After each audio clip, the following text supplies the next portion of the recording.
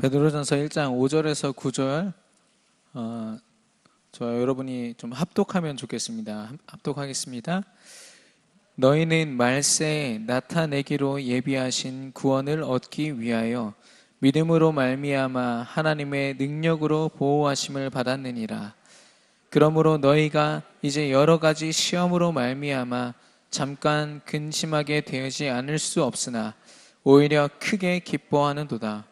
너희 믿음의 확실함은 불로 연단하여도 없어질 금보다 더 귀하여 예수 그리스도께서 나타나실 때 칭찬과 영광과 존귀를 얻게 할 것이니라.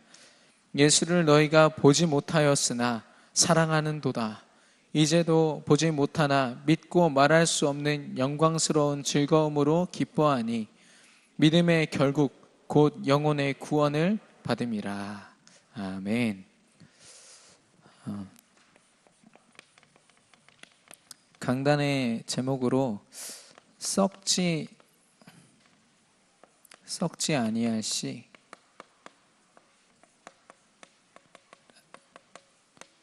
라는 말씀을 주셨습니다. 이 베드로전서는요,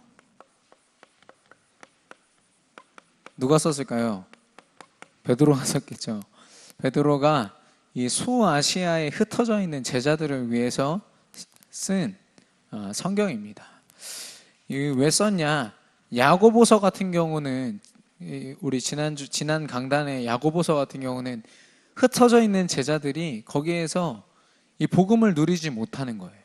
전도자의 삶을 살지 못하고 있는 것을 꾸짖는 내용이었습니다. 그래서 똑바로 살아라. 복음이 있으면 제대로 살아야 되지 않겠냐. 이 말씀을 전달했다면 이 베드로는요, 각 지역에 흩어져서 이 그리스도 언약을 믿는다는 이유로 핍박받는 제자들에게 쓴 성경입니다. 그래서 그 주제를 보시면 주제가 오늘 제목과 똑같습니다.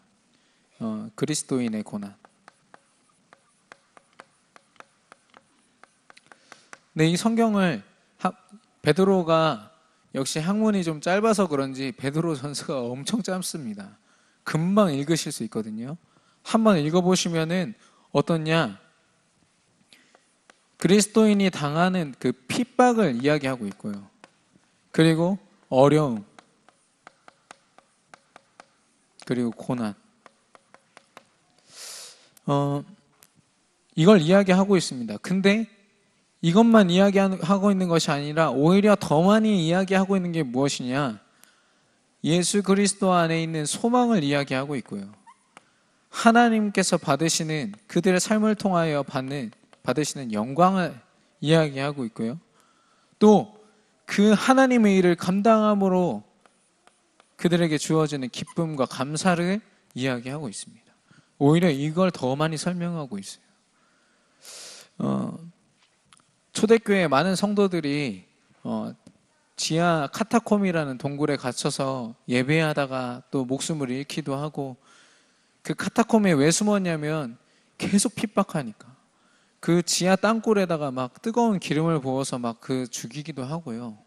근데도 계속 여기에 집중할 수밖에 없었던 것은 예수가 그리스도라는 그 언약이 너무 가치 있기 때문에. 아니, 가치 없는 것에 목숨을 걸면 얼마나 어리석습니까? 그러나 반대로 가장 가치 있는 것에 목숨 거는 거는 가장 귀한 사람인 거죠. 가장 귀한 삶을 사는 거죠. 초대교회 성도들이 그런 삶을 하나님으로부터 허락받았는데 이 핍박, 어려움, 고난이 너무 심하니까 이게 흔들리는 겁니다. 그래서 그것을 위로하고 그것을 다시 한 번 더 말씀으로 확립시키기 위하여 쓴 것이 베드로 전서거든요. 썩지 아니할 씨, 이것은 바로 하나님이 우리에게 주신 복음입니다. 예수가 그리스도라는 그 복음. 그래서 이 복음은요, 가는 곳마다 생명이 살아납니다. 생명이 살아나는 것뿐만이 아니라 생명이 살아난다는 것은 능력이 있다는 거거든요. 생명이 있고 없고는 굉장히 큰 차이입니다. 제가 지난번에도 말씀을 드렸지만 제가 아는 동기 전도사님이 애를 낳았다고 이세를 출산했다면서 막 자랑하는 거예요. 기분 나쁘게. 그래서 그걸 봤는데 그걸 보면서 축하한다, 이제 마음에도 없는 말을 막 계속 올리고 이렇게 했거든요. 그렇게 하고서 제 연락 받은 게 뭐냐면 암병동에 가서 지금 오늘 내일 하고 있는 분한테 이 말씀을 전달해주고 기도해 주라고 부탁을 받았어요. 그러니까 성모병원에 갔는데 거기 가니까 그 병동 하나가 그 입원하는 그곳에 이렇게 나눠져 있더라고요.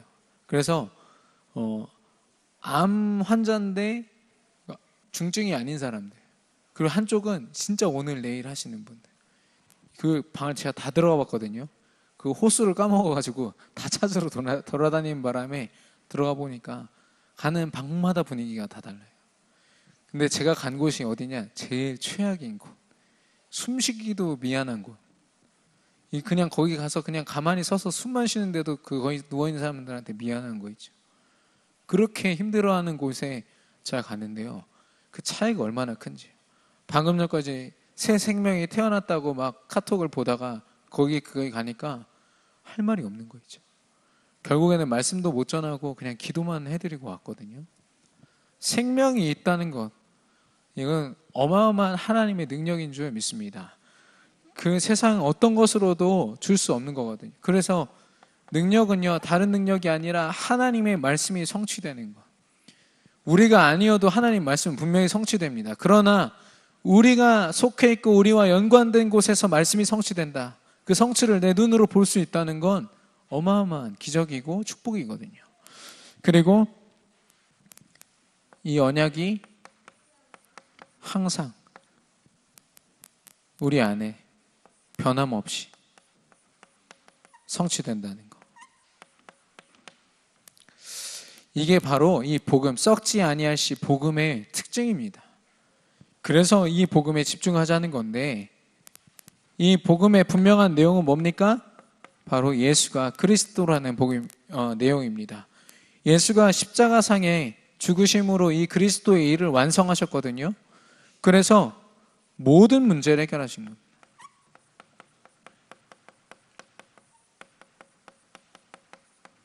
모든 문제를 해결하시고, 그렇기 때문에 이 그리스도가 이제는 나의 그리스도 되는 싸움을 싸워야 돼요. 누구 어떤 잘 믿는 분의 그리스도가 아니라 나의 그리스도 되기까지. 그리고 이 그리스도가 내 안에 주인 되기까지.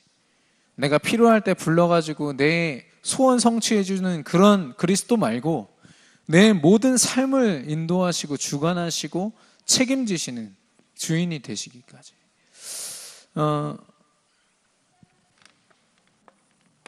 그래서 우리가 이제는요, 어떻게 해야 되느냐, 이 복음과 예수를요, 여러 다른 답들과 함께 붙잡고 있는 것이 아니라 오직의 답으로 붙잡는 겁니다. 이거 말고 없다. 그리고 하나님 앞에 우리가 집중해 가는 거죠. 이 말씀을 붙잡고요. 그때 아까 말씀드린 것처럼 이 말씀이 그냥 성경에 써 있는 그냥 글과 종이가 아니라 내 삶 가운데 능력으로 성취되는 말씀.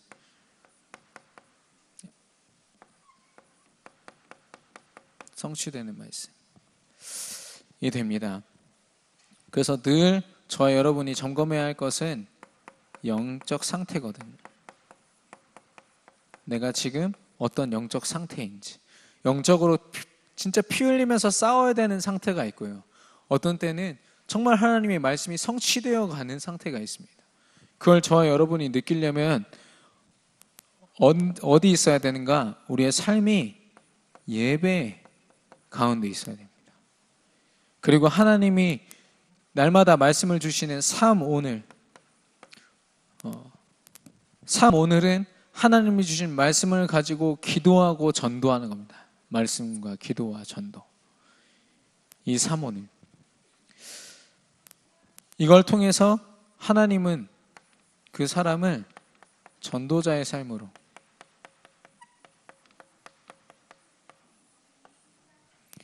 땅끝까지 이르러 증인되게 하겠다라고 말씀하신 것은 특정한 사람한테 주신 게 아니라 하나님의 성도되고 하나님의 자녀된 모든 사람에게 주신 말씀이거든요. 근데 우리가 그거를 놓칠 때가 많이 있습니다. 누군가 다른 사람이 하겠지. 아닙니다. 여러분이 몸담고 있는 업과 또 하루하루 행하는 모든 행위가 다 이 전도자의 삶임을 믿습니다. 우리가 놓치고 있을 뿐이지 분명히 회복해야 될 것이거든요. 그래서 이러한 우리가 도전 속에 있을 때 분명한 것은 뭐냐? 썩을 것과 썩지 아니할 것. 날마다 저와 여러분이 선택 속에서 둘 중에 뭘 선택하느냐가 관건이거든요. 이걸 선택해야 됩니다. 복음을 선택해야 되는 거죠. 이 속에 있지 아니하면 이걸 선택할 수가 없습니다.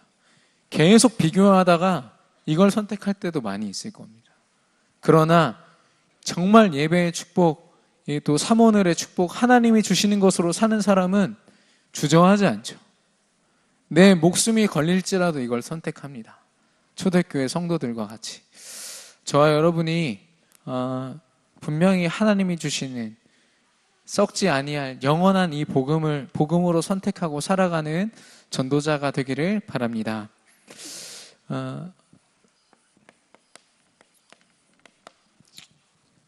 오늘 우리가 함께 나눌 것은 하나님 자녀의 고난입니다.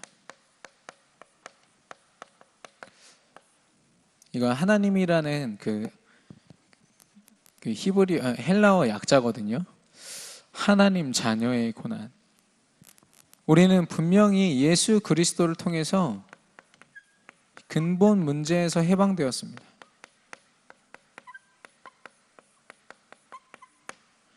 근본 문제라는 것은 무엇입니까? 사단에게 속았습니다. 사단이 너 이거 선악과 따먹으면 너 하나님처럼 될 수 있어.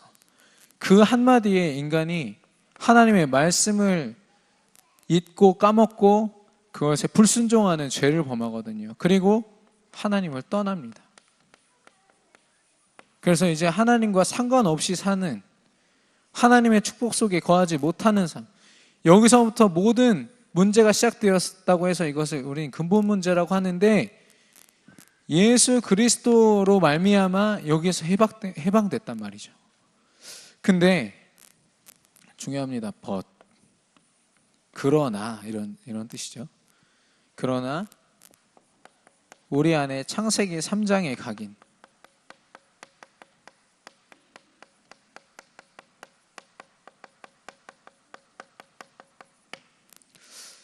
창세기 3장의 각인뿌리 체질, 이 말이 무엇이냐?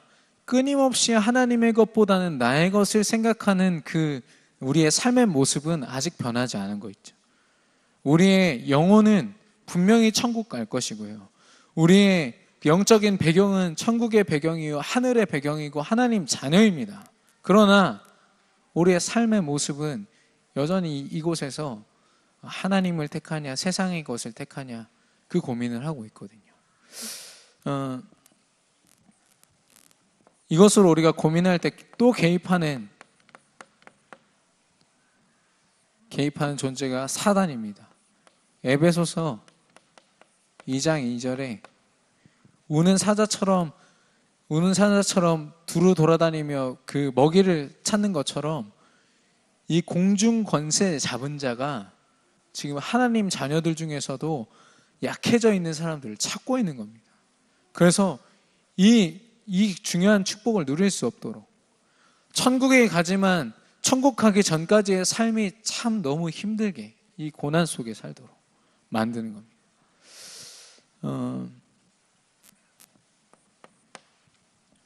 마태복음 4장에 보면은 이 마귀가요, 이제 간이 부어가지고 예수님을 직접 시험하러 갑니다. 마태복음 4장 3절에 보면요, 이 마귀가 얼마나 잘 아는지 아십니까? 예수님이 40일 동안 금식하고 산에서 기도하고 내려오셨을 때 바로 건드렸어요. 그때 예수님의 약점을 사단이 벌써 다 아는 거죠. 그래서 처음 물어본 게 뭐냐? 너 배고프잖아. 돌을 떡으로 만들어서 먹어봐. 의식주. 저와 여러분이 가장 많이 흔들리는 그 환경이죠. 의식주. 이게 부재되어 있을 때 여기에 먼저 집중하도록 하는 겁니다. 의식주를 주관하시는 분이 하나님이시라는 것을 순간 까먹게 만드는 거죠. 그리고 마태복음 4장 6절에 보니까 네가 하나님의 아들이라며 높은 데서 떨어져 봐. 하나님이 지켜주실 거 아니야. 하나님은 쓸데없이 하나님의 능력을 막 그렇게 쓰시는 분이 아니거든요. 하나님을 시험한 거죠. 그래서 예수님이 이야기합니다. 너의 하나님을 시험하지 말아라. 여기서 뭐냐면 하나님 자녀로서 우리에게 주어진 그 권세를 의심하게 만드는 거예요. 그래서 현장에 가면 너 하나님 자녀라며 교회 다닌다며 이런 말 한마디가 우리한테 얼마나 우리를 흔드는지요. 하나님의 권세는 절대 변하지 않고 하나님이 우리에게 주신 하나님 자녀의 권세는 변하지 않는데 세상이 계속 그렇게 속이는 겁니다. 사단이. 마태복음 4장 9절에 이 사단이 예수님께 마지막으로 네가 나한테 절하면 내가 세상 모든 거 다 줄게. 네가 원하는 거 다 줄게. 글쎄요. 사단이 우리한테 그걸 제안하면은 우리 안 속을 수 있을까요? 모든 걸 다 준다고 하는데 나의 유익을 생각하는 나 중심의 생각을 사단이 건드는 겁니다. 지금도 우리의 삶 가운데 계속 속이고 있거든요. 사단의 전략이죠. 이 속에서요, 사단이 그냥 이렇게 메시지로 속이는 것뿐만이 아니라 사도행전 13장에 보시면 마술사 엘루마가 그 지역의 총독을 사로잡고요, 그 지역을 완전 움직이는 거 있죠. 그리고 사도행전 16장에 보니까 귀신 들린 여종이요, 그 지역의 사람들한테 점을 쳐주면서 그 사람들을 완전히 휘어잡고 있는 거예요. 사도행전 19장 보시면 사람들이 마술책에 자기 인생을 걸고 의지하며 살고 있어요. 그 마술책을 파는 사람들은 또 돈을 어마어마하게 벌고 있고요. 이런 상황. 여러분이 이 시대 대세라고 하는 것들, 그리고 주류라고 하는 것들, 이거를 완전히 사단이 다 사로잡고 있는 거죠. 문화라는 걸 가지고. 그래서 종교와 무속과 문화. 10월 마지막 주가 이 할로윈 데이입니다. 여러분 아십니까? 할로윈 데이는 미국에서 만든 건데요. 이제 귀신의 영을 좀 이렇게 위로한다는 의식으로 처음 시작된 건데 지금 어떻게 하냐면 모두가 귀신 분장하고서 서로 막 사탕 주고받고 그렇게 하는 축제입니다. 그래서 우리나라에서도 여러분 자녀들이 다니는 영어 학원에서는 다 그거 합니다. 아무리 기독교 유치원일지라도 그거 안 하면은 애들이 안 가거든요. 그러니까 다 하는 거예요. 귀신 축제를 합니다. 우리 랩런트들도 그날 아마 보시면은 귀신 분장하고 시내 돌아다니는 애들 있다니까요. 그렇게 문화를 만들어 버리는데 어떻게 안 따라가겠습니까? 저와 여러분이 그냥 이 교회 안에서 짱 박혀 있는다고 되는 것이 아니라 이 현장에서 그들을 놓고 분명히 흑암을 꺾어야 되는 거 있죠.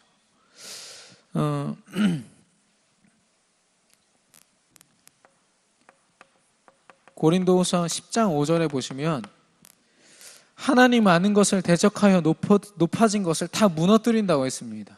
예수 그리스도 언약으로요. 이미 너무 높아져 있는 거 있죠. 근데 이걸 가지고 우리가 열심히 한다고, 최선을 다한다고, 우리 랩런트들이 막 머리 터지게 공부한다고 이걸 이길 수 있을까요? 저는 거기에 올인하는 그 시간보다 더 많은 시간을 여기에 들여야 돼요. 우리 랩런트들이. 근데 그걸 맨날 저울질하고 있단 말입니다. 글쎄요, 저는 항상 그 질문을 들어요.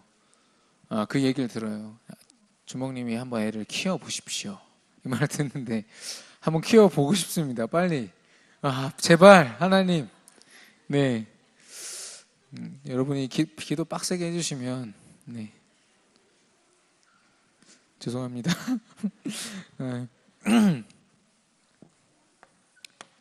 그래서 사단이 전략이 이렇다면 사단이 실제로 나에게 만들어 놓은 그 굴레가 무엇이냐? 나 자신과 나를 둘러싸고 있는 그 환경입니다. 우리가 제일 많이 속는 게 이거거든요. 그래서 이걸 통해서 뭐냐? 하나님 자녀임에도 불구하고 정체성이 분명하지 않도록 속이는 거예요. 내가 하나님 자녀가 맞나? 하나님이 살아계신가? 이 질문하게 만든다니까요. 지금 하나님의 능력을 선포해도 부족한 그 시간에 내가 하나님 자녀가 맞나? 이거 우리 렘넌트들이 질문하고 있다는 말입니다. 그래서 저는 여기에서 나오는 많은 문제들이 있지만, 많은 이게 상황들이 있지만, 제일 저와 여러분이 좀 도전했으면 하는 부분이 상처, 그리고 불안, 두려움. 이 상처는 누구나 다 있는 거지만 이 상처를 그리스도 이름으로 이기고 못 이기고는 그 삶에 완전 달라지거든요. 아까 우리 제가 사역하는 렘넌트랑도 이제 포럼을 했지만 이게 귀신을 한번 딱 보면요 하루가 힘들대요. 자기가 그 경험을 얘기하더라고요. 귀신을 한번 보면 귀신이 무섭다 이러고서 말 것 같죠? 아닙니다. 그 생각에 막 자기가 혼자서 바보같이 웃기도 하고요. 내가 지금 뭘 경험한 거지? 그렇게 힘들었다고 합니다. 사단이 계속 그렇게 그 생각을 만드는데 이 상처는 무엇이냐? 제가 이 상처를 한 번에 정의 내리기에는 여러분이 가진 상처들을 다 이해하지 못하는 부분에서는 양해를 드립니다. 그러나 이 상처는 무엇이냐 말씀드리겠습니다. 과거의 그 해결되지 않은 문제를 오늘로 가져와서 걱정하는 겁니다. 하나님이 주신 분명한 축복의 오늘이 있는데 이 과거의 것을 갑자기 끌어다가 지금 자리에 놓고서 고민하는 게 상처거든요. 트라우마 이런 게 다 그런 거죠. 분명히 영적으로 싸워야 될 겁니다. 그리고 불안과 두려움은 뭡니까? 아직 오지 않은 미래를 하나님이 분명히 인도하실 그 미래를 이미 벌써 두려워하면서 오늘에 갖다 놓는 거예요. 그래서 하나님이 주신 가장 귀한 그 오늘 지금 그 순간을 못 누리게 만드는 거죠. 그렇게 생각하고 나니까 진짜 사단이 싫어지는 거죠. 야, 얘가 진짜 나한테 행복한 오늘을 주기를 싫어하는구나. 저와 여러분이 분명히 싸우기를 원합니다. 일본 선교할 때 이종호 선교사님이 꼭 부탁하신 게 뭐냐면 일본을 향한 그런 우리 안에 있는 적대적인 생각들을 먼저 버려야 된다는 거죠. 우리도 모르게 각인되어 있지 않습니까? 계속 그 단어와 문장과 메시지를 통해서 각인된 것들, 일본이 얼마나 나쁜 짓을 했었는지, 그게 사실 과거의 상처들이에요. 지금은 그들이 우리를 통해서 복음을 들어야 될 대상인데 그걸 못 보고 계속 상처로 그들을 정죄하는 거죠. 우리가 여기 계신 우리 모든 성도님들이라도 저와 여러분이 이 상처를 넘어서기를 바랍니다. 불안과 모든 두려움을 하나님께서 책임지셨음을 믿습니다. 하나님께서 분명히 우리 미래를 책임지실 줄로 믿습니다. 그러면 이 고난을 이기는 방법이 무엇입니까? 바로 예수 그리스도입니다. 예수가 그리스도 대신 그 언약을 분명히 붙잡는 것입니다. 인간이 범죄한 창세기 3장 그 문제 바로 직후에 주신 답이 창세기 3장 15절이고요. 그리고 모세가 그 출애굽의 그 사건 이전에 하나님 앞에서 결단한 언약 또한 이 예수가 그리스도라는 여자의 후손 그 언약을 붙잡는 예배 시간이었습니다. 그리고 이게 성취된 것이 뭐냐? 마태복음 16장 16절에 주는 그리스도시요 살아계신 하나님의 아들이십니다. 이 언약인 거죠. 이것을 임마누엘로 누리는 것입니다. 요한복음 19장 30절에 이 예수님이요, 그리스도 되신 예수님이 십자가에서 모든 것을 다 이루셨어요. 우리의 과거, 현재, 미래 모든 문제를 다 해결하셨단 말이죠. 이 예수님이요, 이제는 성령으로 우리와 함께 하십니다. 보라 처녀가 잉태하여 아들을 낳을 것이요 그 이름을 임마누엘이라라. 마태복음 1장 23절에 그 설명이 서 있습니다. 하나님이 우리와 함께 계시다 함이라. 하나님이 우리와 함께 하시기 위해서 주신 이름 예수 그리스도. 그래서 마태복음 4장 35절에서 41절 여기 보시면은 예수님과 제자들이 타고 가던 배가 풍랑을 만나요. 풍랑을 만났는데 막 배가 뒤집혀질 것처럼 막 그 가판 위로 막 물이 막 들어오니까 제자들이 막 불안해가지고 예수님을 깨우면서 왜 우리를 죽음 가운데 두십니까? 왜 주무시고 계십니까? 막 깨우니까 예수님이 귀찮은 듯이 일어나셔가지고 바다야 잠잠해져라. 바람과 파도를 꾸짖으셨다고 했거든요. 그러니까 잠잠해졌어요. 그러고서 제자들한테 얘기하십니다. 이 믿음 없는 자들아, 왜 이렇게 불안해하냐? 왜 이렇게 두려워하냐? 그 얘기를 하신 겁니다. 이게 그냥 잠깐 얘기 같지만 너무 귀한 말씀인 거죠. 우리 안에 분명히 예수님이 계신데도 불구하고 풍랑이 칠 수 있다는 겁니다. 우리 인생에 얼마든지 풍랑이 칠 수 있는데 중요한 거는 그 제자들이 놓친 게 뭡니까? 우리가 예수님과 지금 함께 있지 않냐? 그걸 놓치니까 막 불안해서 미치는 겁니다. 그래서 막 예수님 깨운 거죠. 그때 예수님이 그들의 두려움을 이기게 하기 위해서 주신 방법이 뭡니까? 말씀이었습니다. 바다야 잠잠해라. 하나님은 두려워하는 우리를 위해서 날마다 말씀을 주십니다. 그 말씀을 통해서 예수님이 나와 함께 하시는구나. 성령 하나님이 나와 함께 하시는구나. 그걸 깨달으면 되는 거죠. 임마누엘. 이 임마누엘 축복을 누리면서 이제는 하나님이 우리에게 주신 일, 그 사명을 기억하는 겁니다. 사명은 다른 말로 하면 삶의 이유예요.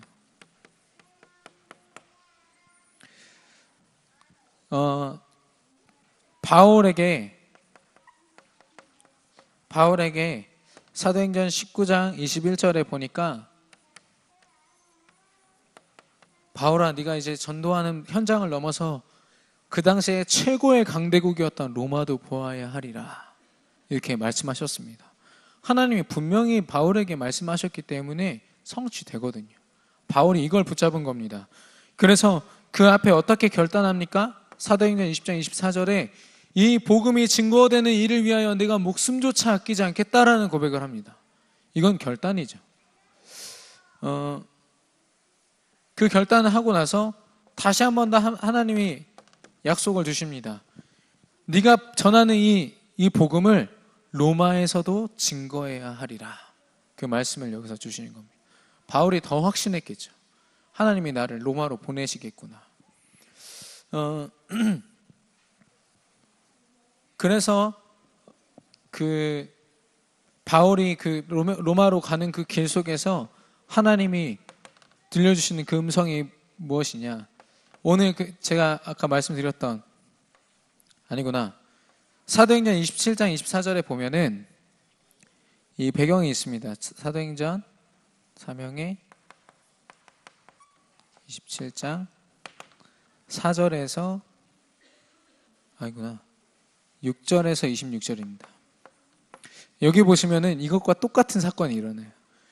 바울과 그 전도팀이 같이 가는데 풍랑을 만나거든요. 유라굴로라는 그런 바람을 만납니다. 그래가지고 이제 배가 뒤집혀지게 생겼는데 분명히 바울이 그랬거든요. 우리 이거 항해하면 안 된다. 지금 때가 안 좋다. 분명히 그랬는데 그 사람들이 선장과 선주의 말을 들었다고 했어요. 하나님의 말씀을 듣기보다는 세상 기준을 따라간 거죠. 이 사람들이 전문가니까 이 사람 말 듣자. 그래서 나갔는데 풍랑을 만난 겁니다. 그때 바울이 고백하거든요. 바울이 사람들을 진정시켜요. 당신들 죽을 일 없다. 두려워하지 말라. 그러면서 한 고백이 사도행전 27장 24절 고백입니다. 제가 읽어드리겠습니다. 바울아 두려워하지 말라. 내가 가이사 앞에 서야 하겠고 또 하나님께서 너와 함께 항해하는 자를 다 내게 주셨다 하였으니. 언약 붙잡고 있는 바울이 두려워할 이유가 없죠. 풍랑은 눈앞에서 아직도 하고 있지만 두려워할 이유가 없는 겁니다. 그래서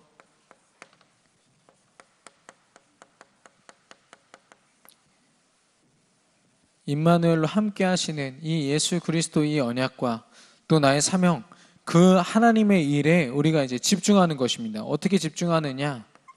홀로 있을 때.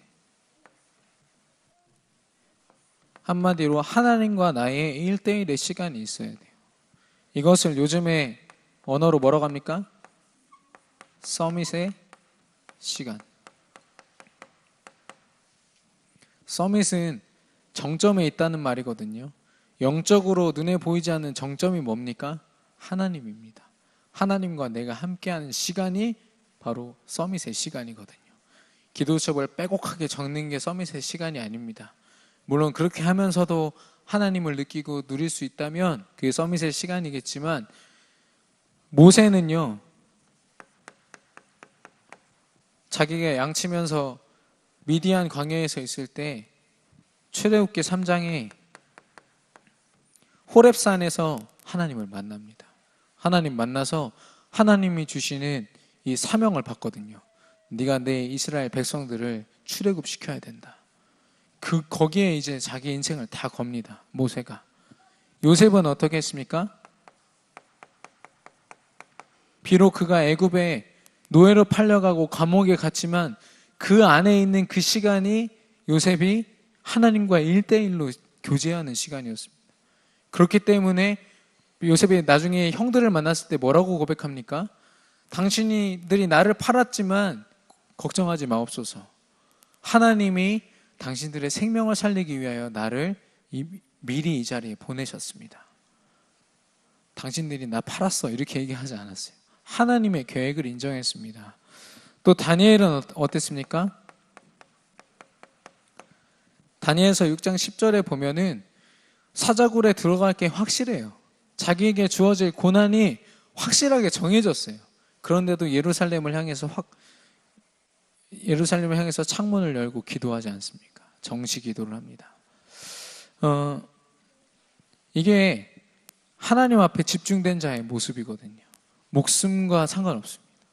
목숨조차도 이 일을 위하여 하나님께 집중하는 일보다 중요하지 않은 거거든요. 저와 여러분이 이것을 방법으로 누리게 되기를 바랍니다. 그리스도 언약 속에 하나님과 함께하며 하나님이 주신 그 일을 감당하고 이제는 하나님께 집중하는 삶. 저와 여러분이 이 속에 있기를 바랍니다. 이 베드로전서 1장 6절에서 9절 오늘 같이 본 것에도 있거든요. 예수님을 너희가 8절에 보시면 예수를 너희가 보지 못하였으나 사랑하는도다. 이제도 보지 못하나 믿고 말할 수 없는 영광의 즐거움으로 기뻐하니 9절에 보니까 믿음의 결국 곧 영혼의 구원을 받음이라. 우리가 받은 분명한 축복입니다. 이걸 저와 여러분이 분명히 누리길 바라고요. 실제로 이것을 적용하는 방법, 시간이 좀 갔지만 나누겠습니다.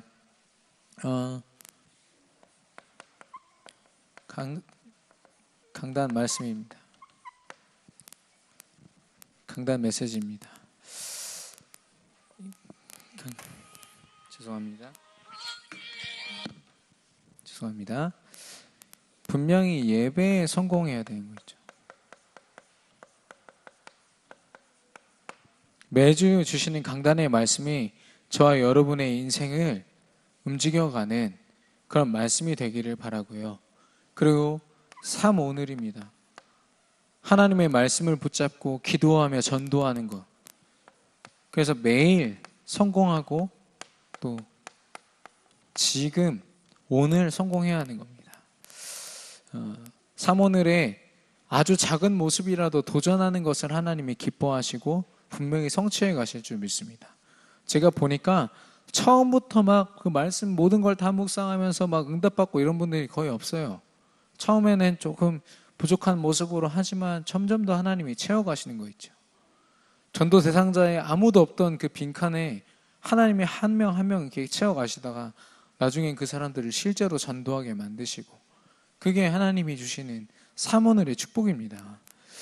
그리고 저와 여러분이 지금 같이 고민하고 있는 구원의 길, 그리고 앞으로 하게 될 개인 양육,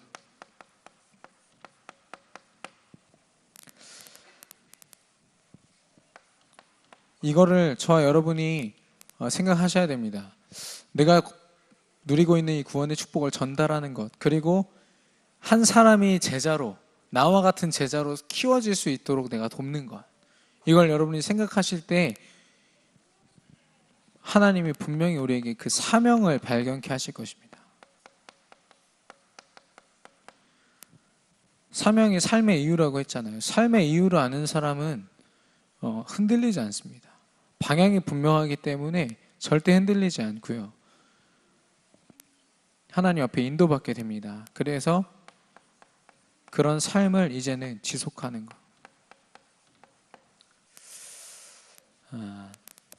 저와 여러분이 계속해서 도전하는 것이지만 또 점검하고 또 점검해야 될 줄 믿습니다. 이걸 우리뿐만이 아니라 우리 렘넌트들이 이걸 진짜 해야 되거든요. 우리 렘넌트들이 이걸 하는 걸 두고 세상에 자기 공부하는 것 이런 거랑 비교하면서 뭘 먼저 할까 그 고민하면 벌써 사실 많이 빼앗긴 겁니다. 세상 앞에.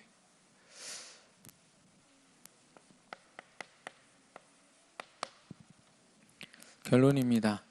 아까 말씀드린 것처럼 분명한 서밋의 시간, 하나님이 주신 이 축복의 시간에 시간을 두고 저와 여러분이 도전해야 되겠습니다.